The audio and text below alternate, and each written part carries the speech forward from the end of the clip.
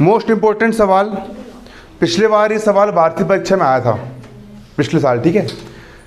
इसकी प्रश्नावली 1.5 और 1.6 मोस्ट इंपॉर्टेंट है।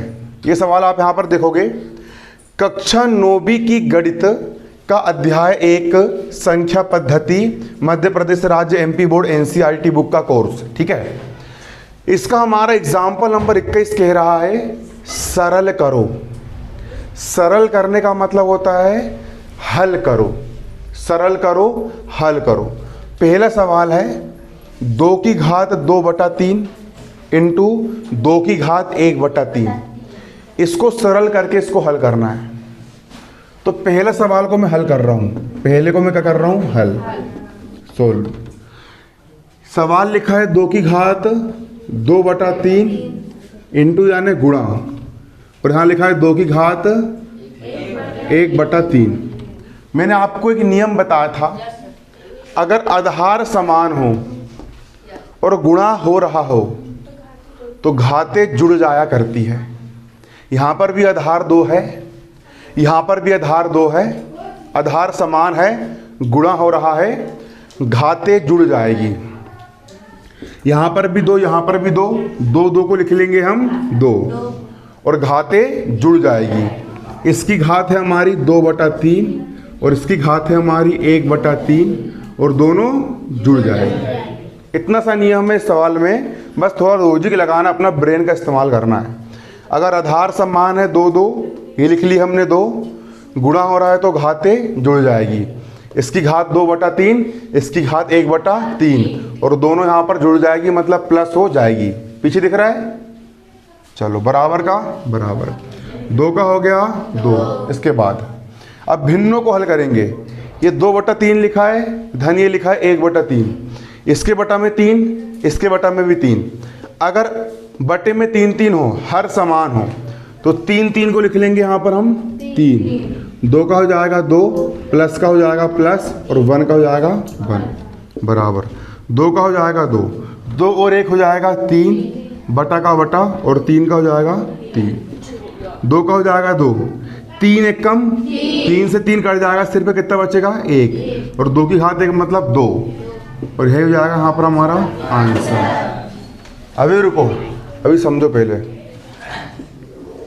अगला सवाल कौन से नंबर का, दूसरे नंबर का।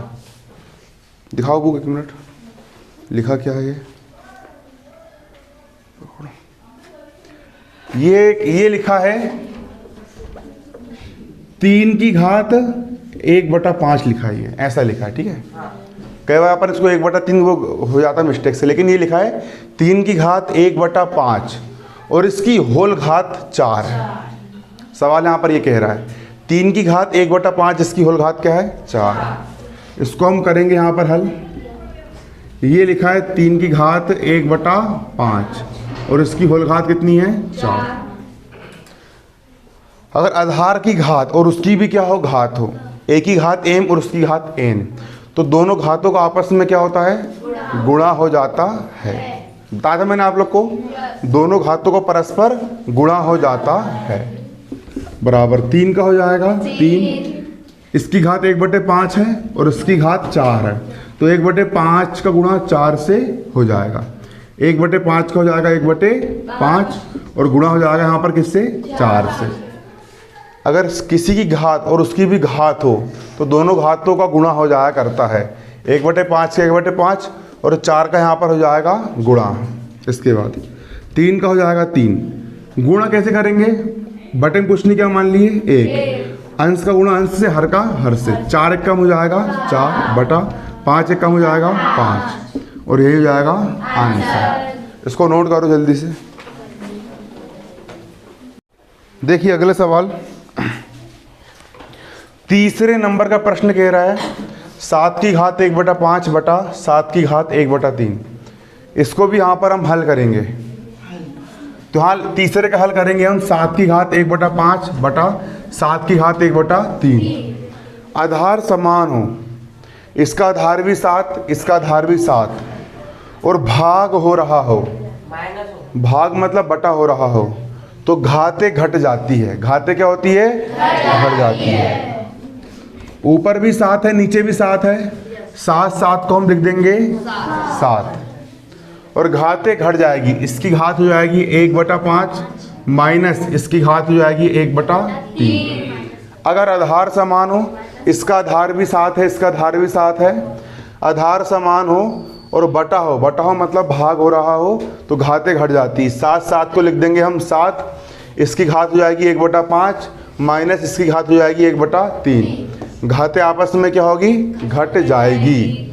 अब घटा देंगे, 7 का हो जाएगा 7, इसके बटे में 5 है, इसके बटे में 3 है, तो 5 और 3 का लघुत्तम लेंगे हम। तो 5 और 3 का लघुत्तम कितना आएगा?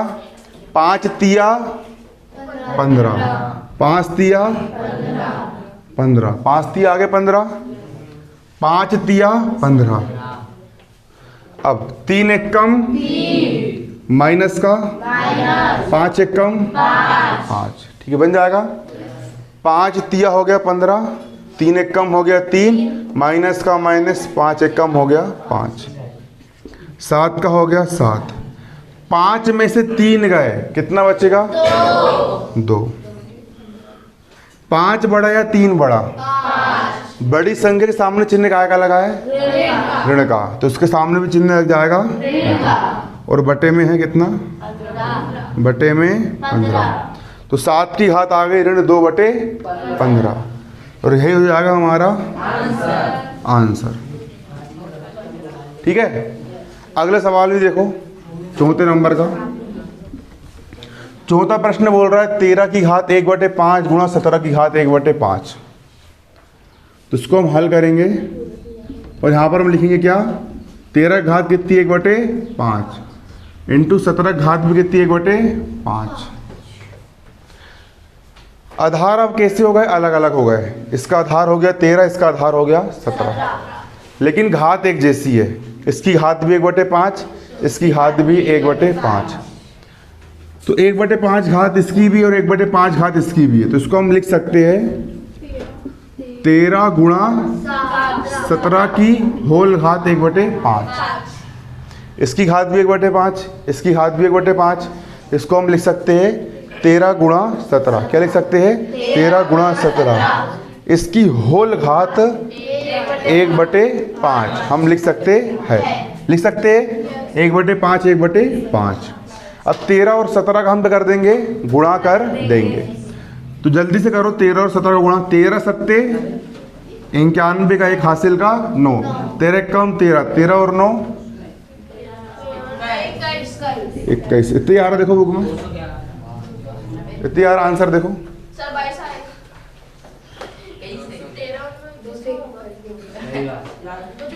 हाँ सही तो बोल रहा है वो। 13 और 9 कितना होगा? 22 होगा। ये लो ना, वेरी गुड है ना, बहुत शानदार। गुणा कर दिया हमने, और घात 1/5 का हो गया 1/5। यही आ गया हमारा आंसर। उतार लो, इसको नोट कर लो।